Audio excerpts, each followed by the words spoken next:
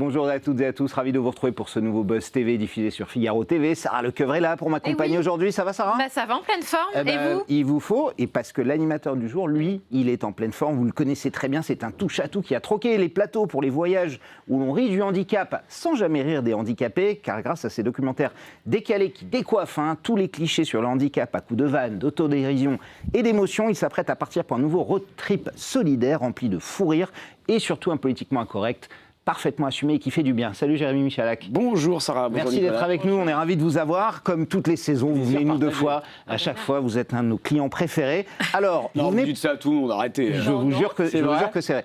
Et d'ailleurs, la preuve, c'est que je vais vous présenter, notamment sur l'émission, un paraplégique, un aveugle, un trisomique et une naine sont dans un avion. Qu'est-ce qui se passe? On dirait le début d'une vanne, mais pas du tout. C'est votre pitch, Jérémy, le vôtre, sur votre émission Partenaire particulier, qui sera ce soir en prime time sur France 5. Alors avant qu'on parle en détail de cette nouvelle émission, moi j'avais une question. Le handicap, c'est votre dada, ça y est. Moi quand j'ai un filon, j'essore. Mais voilà, c'est devenu votre passion totale, quoi.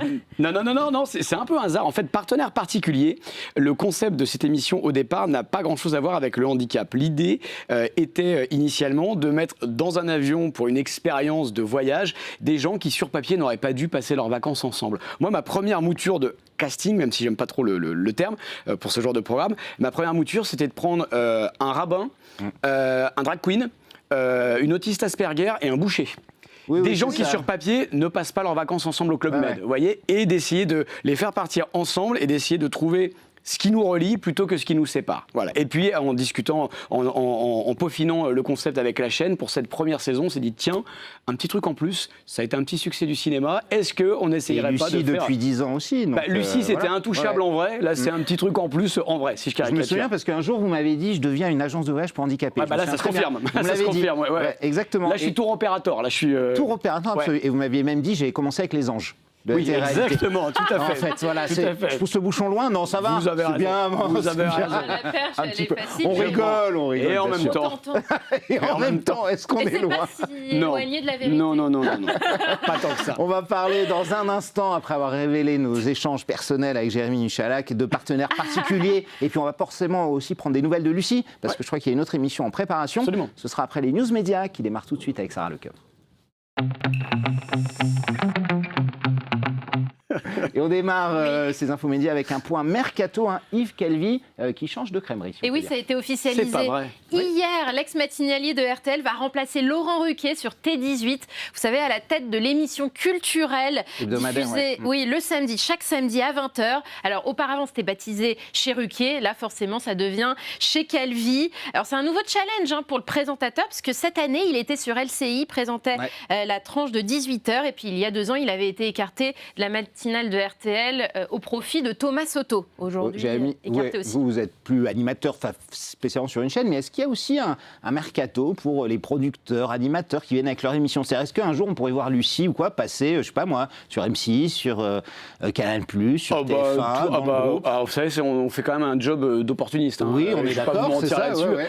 Aujourd'hui, France Télévisions commande des programmes avec Lucie, commande partenaires particuliers, et c'est aussi un peu le rôle du service public de s'engager sur ce genre de voie-là, et ils le font bien, et c'est tout à leur honneur. Si demain, j'en sais rien... M6 vous fait une proposition, par exemple, le groupe M6 je pense que non. Lucie alors d'abord, il y a vraiment un droit de priorité, de premier regard, etc. de France Télévisions. Maintenant, s'il y a un refus catégorique de France Télé qui, pour X raisons, dit non, on n'en veut plus, oui, moi j'ai la liberté d'aller le faire ailleurs, et j'essaierai évidemment d'aller le faire ailleurs.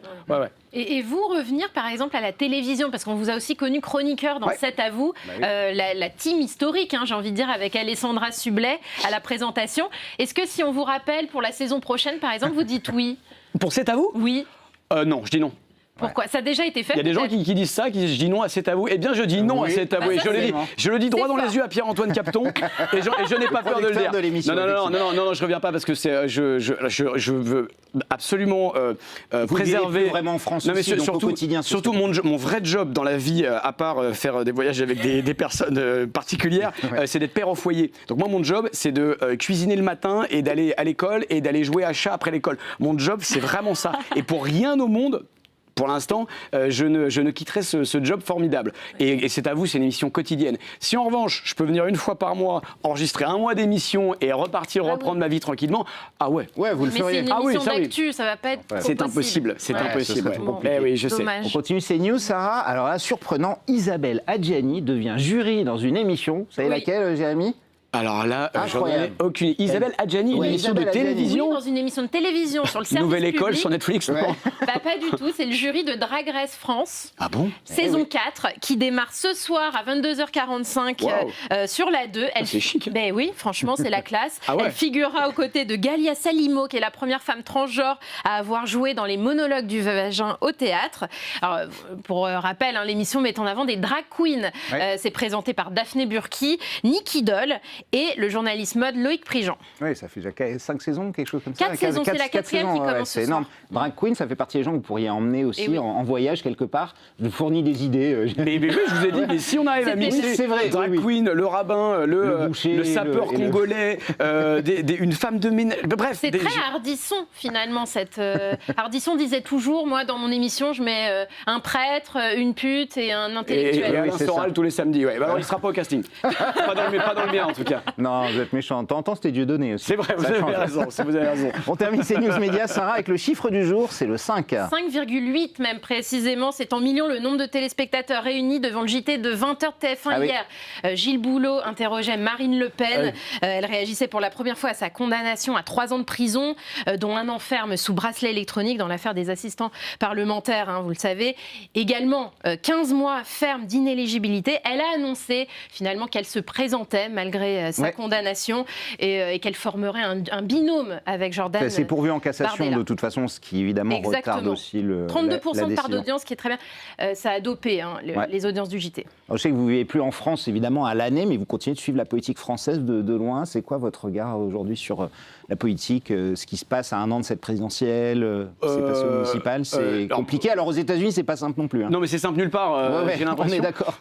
Mon regard, indépendamment des clivages, des idéologies, etc., c'est que j'ai l'impression que en vivant nos vies c'est très banal ce que je vais vous dire, mais en vivant nos vies qu'à travers nos téléphones et ce qu'on peut voir dedans, entre une brève d'une chaîne info ou d'une radio, de machin, on a l'impression que le pays est à feu et à sang et que les gens s'entretuent et sont prêts à s'agresser les uns les autres constamment. Et moi, je viens de faire un tour de France pendant 15 jours dans tous les endroits de la France, des petites villes, des grandes villes, chez des gens riches, chez des gens pauvres, chez des machins, etc. Et je n'ai vu que des gens sympas. Donc je n'arrive pas à comprendre et surtout à accepter le fait que de cette image, de cette peinture qu'on a de la France qui se déteste, alors que je ne vois que des gens sympas et cool.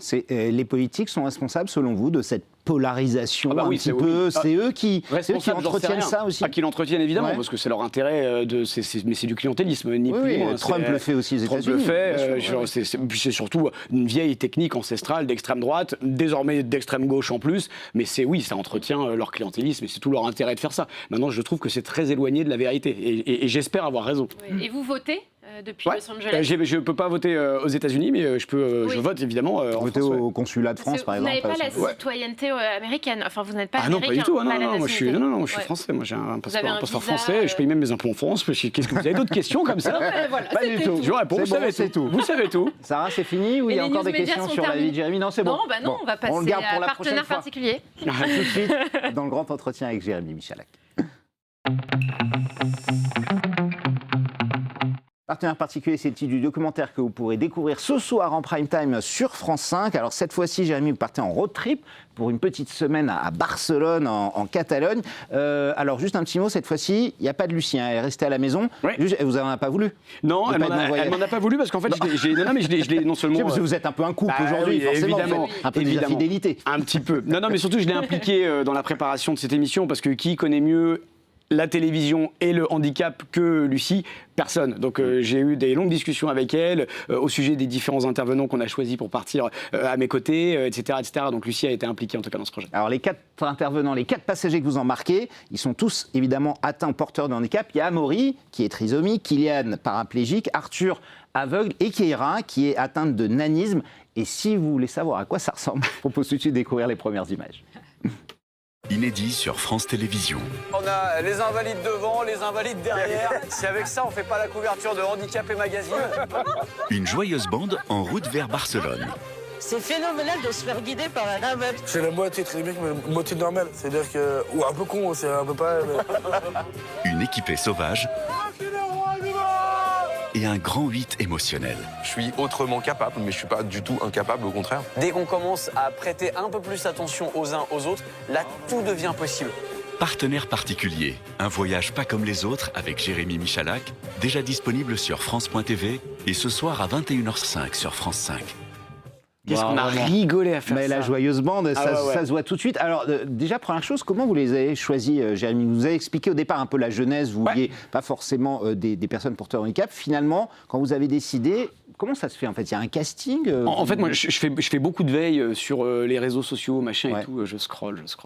Bref, c'est la maladie du siècle. Hein, mais je scrolle. Je suis contaminé moi aussi un peu. Et en fait, dès que je vois un sujet, un personnage ou même une idée qui m'interpelle, etc., je fais des captures d'écran. Donc mon téléphone est rempli de captures d'écran. Okay. Et à un moment donné, et comme l'algorithme est bien fait, depuis que je fais les émissions avec Lucie, tout ce qui touche de près ou de loin au handicap, Vous avez des notifs, des trucs, mais bien sûr, ça n'arrête tout de pas suite sur non-stop. vos réseaux. Ouais. Donc dès qu'il y a un handicapé un handicapé ou autre bien sûr, mais qui m'interpelle parce qu'il fait un truc marrant, incroyable, différent, ou qui juste moi me séduit d'une manière ou d'une autre, petite capture d'écran. Et puis quand il s'est agi de réunir 4 personnalités, je fais ma petite sélection. Ouais. Et ça vous faisait peur au début parce que vous dites d'ailleurs dans l'émission, je sais pas dans quoi on s'embarque, mais allez on y va. Ça franchement, entre nous, ça vous faisait peur? Peur, non. Maintenant, c'était évidemment la première fois qu'on faisait ça. On a la chance d'avoir quand même quasiment 10 ans d'expérience avec les voyages de Lucie, où même si c'est très différent, on a quand même cette petite expertise sur comment on encadre ce type de tournage et ce type de voyage. Mais voilà, c'est pas peur, mais c'est quand même un saut dans l'inconnu, quoi, vers l'inconnu. Alors c'est vrai qu'ils ne se connaissaient pas, ils se rencontrent là, et alors dès le départ, on Instantané. voit... Mais c'est fou, Magique. Les vannes fusent directement, le climat de bonne humeur, il est là tout de suite, enfin, la glace est brisée, on a l'impression qu'ils sont immédiatement complices. C'est complètement fou. Quand vous rencontrez devant les Invalides, là, on c'est voit... instantané. Ça n'a pas pris une demi-seconde, et c'est la magie d'une rencontre inattendue et réussie entre 5 personnes, parce que du coup, je fais aussi un peu partie de l'équipe, et on s'est tout de suite, mais en fait, on s'est réunis. Mais comment vous l'expliquez? Parce que quand on voit ces images aux Invalides, J'ai une théorie. Ma petite théorie. Le handicap qui les rapproche peut-être Mais je pense que c'est pas ça. Je pense que ce qui les rapproche, c'est pas tant le handicap, c'est leur sens de l'humour, de l'autodérision et le recul qu'ils ont par rapport à ce qu'ils sont, par rapport à ce qu'on est. Et en fait, je ne sais plus qui est le premier qui a sorti une blague qui a fait mourir de rire tout le monde. On est parti en fou rire dans les premières 2 minutes, ce qui n'arrive pas dans la vie, vous voyez. Et là, on s'est dit, ok, en fait, il n'y a plus de handicapés, de pas handicapés, de valides, pas valides. Il y a juste des gens qui ont envie de faire les cons ensemble et d'apprendre à se connaître en rigolant. Et je pense que l'humour est vraiment notre super pouvoir. Oui, mais c'est un peu le point commun qu'ils ont tous, on le sait, Philippe Croison, tout ça, Lucie Carrasco, ils ont un sens de l'humour. Lucie dit d'ailleurs qu'un des plus grands handicaps, c'est probablement le manque de second degré. Et oui, non mais elle a raison, totalement. Et ça, là, on a des punchlines, Lucie. Et oui. Et alors à Barcelone, c'est Arthur qui est aveugle qui va jouer le guide, contrairement aux idées reçues, grâce à une appli. Il faut que vous nous racontiez comment ça marche. C'est incroyable. Mais c'est hallucinant. En fait, il a une application sur son téléphone. Donc, lui, il est donc non-voyant. Hein, donc, avec son téléphone, il balade sa caméra finalement comme ça. Et l'application, non seulement lui décrit en temps réel et en audio exactement tout ce qu'il y a devant lui, dans son entourage et tout. Et il a c'est couplé à une application de géolocalisation où en fait on lui dit ok, si tu veux aller de tel endroit à tel endroit, tu dois suivre tel chemin, etc. Enfin, c'est une sorte de GPS adapté pour les non-voyants. Tu es devant la Sagrada Familia, il y a une famille à ta gauche qui est en train de prendre des photos. Et la plupart des aveugles ont ça pour se déplacer dans les rues. Je sais pas, mais à leur place, je prendrais ça. Oui. Voilà. Et ce qui est marrant, c'est qu'il a ça pour se déplacer. En revanche, on lui indique pas non plus tous les obstacles. Pour ça, il a la canne, donc il faut qu'il mette des grands coups de canne quand même, au cas où jamais il y aurait quelqu'un devant. Mais ça a à des grands moments de rigolade. À un moment, vous regardez si ça marche en prenant une photo de groupe. C'est là on se rend compte que l'application a ses petites limites. Voilà, racontez-nous. L'application décrit un groupe, ils disent à gauche, il y a quelqu'un avec une doudoune jaune. Amaury, le trisomique, qui avait sa doudoune. À droite, il y a quelqu'un en fauteuil roulant, c'est Kylian. Et encore plus à droite, il y a une jeune femme qui est accroupie. Et là, tu dis non, elle pas accroupie. C'était Kéra, voilà, qui fait le pas vin, elle était debout, Ouais. effectivement. Et alors, quand Arthur se met au piano, Ouais. ça c'est magique aussi. C'est un moment émouvant. Alors, on a eu des séquences de rigolade et là, on a les larmes aux yeux presque, je trouve. Je pense qu'on a trouvé le bon mélange, le bon équilibre pour qu'il y ait du sens, du fond, de l'émotion et tout ça enrobé de rigolade. Parce qu'en réalité, même si on discute de manière libre et décomplexée, ça reste assez profond quand même ce que les uns et les autres racontent quand on écoute leurs témoignages, leur parcours de vie, etc. Et je pense qu'on a trouvé le bon dosage. Et le moment où effectivement Arthur joue du piano place de Catalogne et qui joue Né quelque part, la chanson de Maxime Le Forestier, c'est un moment un peu suspendu, un peu joli, quoi. Ah ouais, et ce qui est marrant, c'est que c'est fou et vous êtes tous pris dedans. et surtout, je dis à Arthur, je dis écoute, tu ne le sais pas parce que tu es non-voyant, mais tu as 300 personnes devant toi. Oui, c'est vrai, c'est les pianos publics là, de quel tout le J'ai monde. coupé, tout mais le après monde je peut lui ai jouer, demandé ouais. de l'argent à chacun pour quand même. Donc c'est vrai qu'il y a ça, il y a ces moments de grâce, il y a aussi des choses incroyables. Il y a le simulateur de vol, on a vu quelques images là, alors complètement fou. Hein. Ouais. Ils ont eu peur quand même ou pas Du simulateur, non, je crois qu'ils n'ont pas eu peur. Amaury en avait déjà fait, donc lui, il adore ça. Kéra était un peu anxieuse parce que elle s'est dit mais parce qu'en fait le simulateur est tellement puissant qu'elle est partie, mais comme une cacahuète, comme une cacahuète au plafond. Et celui qui a été pour le coup le plus handicapé dans cette partie-là, c'est Kylian. Non, c'est Kylian, parce qu'il est paraplégique et du coup il maîtrise pas ses jambes. Donc les jambes partent dans tous les sens. Il a fallu lui ficeler les jambes. Arthur ne voit pas, voilà. Ouais, donc en fait, en fonction des situations, certains sont handicapés, d'autres pas. Mais dans tous les cas, on s'aide les uns avec les autres. Et ce qui nous permet d'arriver à cette conclusion que seuls, oui, ils sont handicapés, mais dès qu'on est à plusieurs, ils le sont beaucoup moins, voire plus du tout. Et sur l'humour, on l'a dit, vous êtes allé très loin et c'est ça qui fait du bien aussi dans ce programme. Est-ce qu'il y a une version non censurée? Est-ce que vous avez coupé des blagues? À un moment, ça allait trop loin. Jérémy, vous avez dit non, ça c'est indiffusable. Non. France Télé va pas être d'accord. Non, franchement, non. Si, il y a évidemment, enfin là, il y a 4 épisodes de 26 à 30 minutes, alors qu'on a tourné sur une semaine entière. Donc j'ai des tonnes et des tonnes de rushs qui sont pas utilisés. Maintenant, si les blagues ne sont pas montées, c'est jamais pour une histoire de censure. C'est soit parce qu'elles sont moins bonnes, soit parce qu'elles sont, j'en sais rien, moins bien filmées, ou il y a un micro qui sature, ou je ne sais quelle raison qui fait réalisation. Oui, voilà, c'est plus ça. Non, c'est pas sur le fond. Non, franchement, je crois pas m'être censuré. Ou alors si peut-être parce que je propose évidemment une version avant le Final Cut à la chaîne et qui peuvent me dire mais en fait c'est pas drôle et en fait il y a que moi que ça fait rire. Et s'il y a que moi que ça fait rire, dans ces cas-là je dis bon, vous n'avez pas de sens de l'humour, on coupe, c'est pas grave, je la garde pour moi. Mais on voit évidemment que rien n'est préparé, c'est totalement naturel, la façon dont ils le disent, la façon dont ça sort, tout comme les moments assez importants, notamment de confession. Il y a cette maison que vous avez louée tous ensemble à Barcelone, et là on passe aussi dans un côté un peu plus, des discussions plus en profondeur sur le handicap. Ça c'est ultra important également, Jérémy. C'est très instructif en plus, hein, parce qu'on apprend plein de choses là en tant que téléspectateur sur leur vie, sur ce qu'ils vivent au quotidien. Oui, moi je n'y connais pas grand-chose au handicap. En tout cas, je n'y connaissais rien à leur handicap à chacun. Oui, vous posez des questions que tout le monde peut leur poser en fait. C'est ce que j'ai essayé de faire. Et moi, je ne suis pas journaliste. J'ai honnêtement en vrai, j'ai très peu préparé cette émission. C'était une consigne de la chaîne. Moi, j'ai tendance à aimer tout préparer, tout écrire, machin. Voilà, pour être sûr d'avoir des choses. C'est une petite déformation professionnelle, mais j'aime. Bon, on fait tout ça. Regardez, on a 40. Regardez tout ce que j'ai. Pas vous poser la moitié des questions. Regardez tout ce que j'ai préparé moi en plus. Donc non. Et là, la chaîne m'a dit mais en fait. Fais-toi confiance, vas-y. Et ça l'a fait comme ça. Donc j'ai essayé de me mettre à hauteur de, je sais pas si on dit à hauteur de téléspectateur, en tout cas, de poser des questions qui me semblent être les questions que tout le monde se serait posées de manière un peu naïve, innocente et sincère. Et en fait, il est là, je pense, comment dire, pas la valeur ajoutée, mais je pense que ce qui fait vraiment aussi le sel de ce programme, c'est que c'est un programme, et c'est pareil avec Lucie, ce sont des programmes qui sont honnêtes et sincères. C'est une démarche sincère. Il n'y a pas une volonté autre que celle de faire un truc chouette. Ouais, et c'est fou parce que la genèse, je crois qu'au départ, on vous claquait la porte au nez pour le concept de Lucie.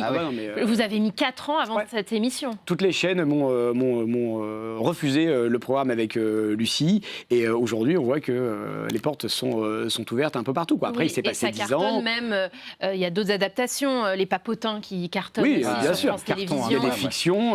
Au cinéma, un petit truc en plus, on n'en parle même pas. Théo Curin, le premier animateur vraiment handicapé. Il n'a pas de bras, mais il a des audiences. Oui, donc, mais comme quoi, il n'y a pas de lien. Souvent, c'est l'inverse. Hein. Souvent, c'est l'inverse. Ils ont des bras, mais pas d'assurance. Et finalement, à travers vos émissions, quel message vous avez envie de passer? Oh là. Il y a un... Non, mais C'est vrai ? Merde, mes fiches, merde, où sont mes fiches? J'ai pas prévu cette question-là. Non, alors là, je n'en ai pas aucune idée parce que je ne réfléchis pas à ces émissions dans ce sens-là. D'ailleurs, je ne les réfléchis pas beaucoup, pour être très honnête. Moi, je me dis, j'ai une bonne idée, on la fabrique, on essaie de la faire du mieux possible. On essaie, nous, de prendre du plaisir dans la fabrication. Non, j'en sais rien. Non, là... Le handicap, ça s'est fait un peu comme ça. C'est surtout la personnalité de Lucie qui vous a... Ah non, moi, j'ai pas une passion pour les handicapés. Je mentirais en disant que je suis engagé dans l'associatif. Non, mais dans votre famille, pas du tout. Non, pas du tout. Pas touché personnellement. Pas du tout. Si, j'ai un grand-père qui était en fauteuil roulant, mais c'est pas, je me considère pas comme ayant été vraiment touché par le handicap ou ayant été particulièrement sensibilisé à. Non, en revanche, sur partenaire particulier, et je crois que c'est un peu la même chose avec Lucie, je pense que c'est le message un peu de ces programmes, c'est qu'au départ, on leur met sur la tête l'étiquette avec un grand H de handicapé, et qu'à la fin du film, on leur met plutôt une étiquette avec un grand H de humain. Voilà, c'est un peu ça. Ou de humour, si on veut. De H ou de humour, le double H, exactement. Alors ici au Figaro, on a adoré, mais ce n'est pas le cas de Télérama, qui malheureusement a fait une critique en disant que l'émission était ratée, un peu trop formatée. Comment vous avez réagi à ça? Est-ce que ça vous a touché? Toucher, le mot est un peu fort. Alors, l'émission... En même temps, ils avaient dit d'un petit truc en plus quand c'est sorti, j'ai retrouvé leur critique, film lourd, didactique, empreint d'une fausse fraternité. Bon voilà, c'est Télérama, quoi, on les connaît. Alors oui, après... C'est la tolérance, la grande qualité des médias de gauche. Après, c'est pas l'humanité ici, non, j'ai adapté mon discours. Non, après c'est toujours un peu attendu de la part de Télérama de dire oui, mais quand ils mettent un T comme note, c'est synonyme de bof. Ce que je trouve un peu difficile comme critique de dire c'est bof. Donc moi j'ai envie de dire que leur article il est mouais. Non mais si on va par là. Bien, non, ce qui me dérange c'est que ça plaise pas, j'ai aucun problème avec ça, qui trouvent que l'humour est un peu potache, lourdingue, etc. Mais je suis entièrement d'accord avec eux, mais c'est le mien, c'est le nôtre en tout cas. Donc ça je suis d'accord. Non, le truc que je trouve un peu malhonnête en revanche, c'est quand la journaliste, le nom m'échappe, la journaliste dit que je fais comme si je n'y connaissais rien au handicap, alors que ça fait 10 ans que je voyage avec Lucie. Et en fait, cette tournure de phrase et cette idée qu'elle véhicule, pardon, est un peu malhonnête et surtout très éloignée de la vérité, puisque non, je n'y connais rien au handicap de ces 4 personnes qui m'accompagnent. Un nain, je n'ai jamais parlé à un trisomique de ma vie. C'était la première fois que j'avais un contact physique et verbal avec un trisomique. J'ai fait passe-partout, donc j'avais vu des nains 2 fois dans ma vie, mais j'avais jamais pris le temps d'eux, etc. Donc quand la journaliste dit que je fais semblant de ne rien y connaître au handicap, elle se trompe et ce n'est pas honnête. Mais sinon, ça m'a pas trop touché. Bon, on va prendre quand même des nouvelles de Lucie Carrasco, parce qu'on a découvert votre dernier voyage en Thaïlande, c'était la semaine dernière. Ouais, sur France 5 aussi. Et comment va-t-elle? Je crois que vous êtes repartis ensemble. Alors, elle va très bien, puisqu'on a tourné la semaine dernière en pleine canicule, c'était le moment idéal, un nouveau Tour de France. Donc on a sillonné l'Hexagone. Il y a 2 ans déjà. Ouais, on l'avait fait il y a 2 ans, absolument. Et donc là, on est reparti pour un nouveau Tour de France qui sera, j'imagine, diffusé en 2027. Et les conditions climatiques, parce qu'on a tous souffert. Était absolument idéal. Incroyable. Voilà. Comment ça s'est passé pour elle? Ça s'est passé comme nous. Plus de risques. Non, le plus de risques, c'est d'aller dans un pays froid, parce qu'elle développe des pneumopathies, voilà, toute une fragilité. Absolument. C'est pour ça que vous remarquerez qu'on part toujours dans des pays chauds, ou alors dans le sud elle-même d'ailleurs. Exact, mais en partie pour cette raison-là. Et là, oui, non, la canicule dans un camping-car PMR, donc camping-car pour handicapés, adapté à son fauteuil, mais dans lequel on ne peut pas mettre la clim, sinon on la met un peu en danger. Oui, on a subi les conditions météo les pires du monde. C'est-à-dire qu'on a traversé l'Australie, le Brésil, la Thaïlande, etc., etc. Le truc le plus dur qu'on ait fait, c'est la France au mois de juin. Ah ouais, c'est vrai. La canicule, ça a été vraiment, ça a été éprouvant. Mais on s'est bien marré. Et ça va être un super film. Et on peut lui dire déjà, sans trop spoiler, où vous allez, parce que je crois que vous avez demandé à la communauté de Lucie de vous donner des endroits. La première fois, c'est vous qui aviez choisi un peu le parcours. Et là, vous vous a suggéré. En fait, avant de partir, Lucie a posté une vidéo sur ses réseaux dans laquelle elle dit « Ok les gars, on va repartir sur un nouveau Tour de France. Donnez-nous des idées. Où avez-vous envie qu'on fasse étape? Qui doit-on aller rencontrer? Qui sont les personnages que vous connaissez, qu'on ne connaît pas nous, mais c'est peut-être un voisin, une cousine ou quelqu'un qui est extraordinaire et qu'on doit aller voir? Quelles sont les activités de ouf que vous avez envie qu'on fasse, etc. » Et donc on s'est fait un parcours en notant comme ça toutes les propositions qui nous ont été faites aux 4 coins de la France. On a vraiment divisé la France en 4 zones géographiques qui donneront lieu à 4 épisodes. On a redécoupé le format en 4 épisodes, donc nord-est, nord-ouest, exactement. Et sauf qu'on suit ce dispatch géographique, donc on est vraiment allé partout. En fait, on est allé de Strasbourg à Tignes, mais en partant vers le haut. Donc Strasbourg, ok. si je la fais courte, compris. Strasbourg, Calais, Mont-Saint-Michel, la Bretagne, Redon, Sologne, Osgore, Lourdes. Peu de miracle à Lourdes, on a essayé, mais il n'y a pas eu. Et en même temps, si elle s'était mise debout, le film se serait arrêté, donc ça aurait été con. Lourdes, Narbonne, Toulouse, Nîmes, Montpellier. Ensuite, on va à Romans-sur-Isère et on finit à Tignes. Donc ouais, 4600 bornes. Et du coup, les suggestions étaient plus sympas que vous, parce que vous l'aviez quand même emmené dans un gouffre, vous l'avez fait escalader la dune du Pilat, enfin, vous étiez assez vicieux, Pareil, quoi. Eux, ils sont plus sympas. Ils sont tout aussi Ah non, ils vicieux. sont vicieux que Ils sont comme tout vous, aussi d'accord, vicieux. ok. Non, Ils ont en mis fait, des c'est trucs génial. difficiles et tout. C'est génial parce qu'on se rend compte que cette communauté qui suit Lucie a vraiment compris ce qu'on aimait et ce Ouais, qu'on avait bien envie sûr. de faire. Donc, ce sont des belles rencontres avec des gens extraordinaires qui sont souvent au service des autres et qui font des choses formidables.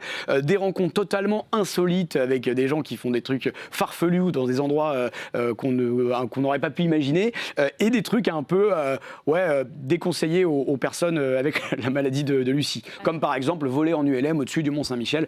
C'est déconseillé, mais on l'a fait. Ça va être Et un vous grand l'avez moment, fait, je pense. bon, ça, ouais. On l'a fait. en reparlera, vous reviendrez nous voir. Est-ce qu'il y a d'autres voyages de prévus l'année prochaine? Est-ce que déjà France Télé vous a commandé Non. de nouveaux épisodes? Non, ça Alors, là, il y a- vous attendez. Il n'y a rien de prévu pour l'instant, mais soumis comptez aussi. sur moi pour pousser très très très très fort pour faire une saison 2 de partenaires particuliers Ah oui. le plus tôt possible, parce que je trouve que le format est vraiment bien, je sais qu'ils en sont hyper contents et ça mérite, je pense, d'installer une marque, une récurrence, et j'ai l'impression qu'on a tous un peu besoin de ce genre de programme. Et vous êtes soumis aux restrictions budgétaires, parce que c'est vrai que France Télévisions doit serrer la ceinture, on l'a vu avec toute la commission d'enquête pendant 6 mois. Et les Est-ce que émissions vous... qui s'en vont, Eh oui. Michel Drucker, enfin tout, il y a Même plein d'animateurs qui perdent Nagui, des il doit aussi dépenser moins pour Alors- produire, n'oubliez pas les paroles. Vous, est-ce que c'est le cas aussi pour vos Alors, docs? on n'a pas du tout les mêmes volumes de commandes, Nagui et moi. Et je sais parce que vous bossez avec des budgets limités, enfin vous faites très attention. Ah non, mais au je fais budget, attention ouais. parce que moi j'ai toujours été dans cette logique-là. Et j'ai commencé la télé, j'étais stagiaire à Fun TV, on faisait 20 heures de direct par jour avec une table et un crayon. Donc, non mais c'est vrai. Et on a toujours, moi C'est j'ai resté. conservé ça. Ouais, c'est ancré durablement dans mon Vous êtes ADN pas de cher, producteur. quoi. C'est pas que ah non, je pense pas être pas cher. Je pense que c'est vraiment sur le prix du marché. J'ai les moyens nécessaires pour fabriquer les programmes tels que vous les voyez. Après, oui, il y a toujours une petite négo, mais on est sur des volumes qui sont tellement, j'allais dire, faibles que en vrai c'est presque anecdotique, quoi. Oui, vous n'êtes pas c'est- comme Nagui ou C'est à vous qui ont des volumes Ah bah non, mais quotidiens c'est-à-dire qu'on leur énormes, demande bien une sûr, baisse ouais. de 5% sur un chiffre d'affaires de X Ah ouais. dizaines de millions, c'est monstrueux. Moi, si on me demande de faire 5% d'économie sur un budget, je dis n'importe quoi, à 120 000, Ouais, non mais ce sera pas la fin du quasi monde, vous voyez ce que je veux dire? Vous allez continuer, c'est ça la bonne nouvelle. J'espère. Juste un petit mot, il nous reste 30 secondes, mais la marque de Frédéric Michalak, c'est-à-dire observer les liens humains, décaler le regard, raconter autrement, moi je me demandais, est-ce que vos émissions, elles n'ont pas pour ambition d'être montrées à l'école, au collège, dans des associations? Moi je trouve que ça ferait du Ce bien. serait une belle franchement. récompense. Ouais. On vous l'a proposé déjà ou pas? Il nous est arrivé avec Lucie d'aller faire quelques projections dans des écoles et c'est toujours un super moment d'échange. Bah ouais. C'est en règle générale très émouvant et on passe ouais aussi. On m'a proposé même partenaire particulier qui est déjà sur France.tv, donc qui a déjà été vu. On m'a déjà proposé ce genre de choses-là et je le ferai avec le plus grand plaisir parce que je trouve que pour le coup ça a du sens. Bah écoutez, on l'espère en tout cas. Merci beaucoup Jérémy Michalak d'être passé nous voir. Partenaire particulier, vous ne ratez pas ça ce soir, 21h sur France 5. Il y a le replay, hein, il est déjà disponible, Ouais. vous pouvez y aller également. C'est ça. On vous souhaite des belles vacances, Jérémy. Merci, vous une aussi. belle rentrée. Merci pour future. votre accueil. Et nous on sera là dès demain, Sarah, avec François Manardo, le chroniqueur de Sud Radio, mais surtout l'ancien attaché de presse de l'équipe de France. Lors de Nice Night, il est devenu star de Netflix grâce au documentaire sur le bus. Il sera là avec nous dès demain. D'ici là, merci de votre fidélité.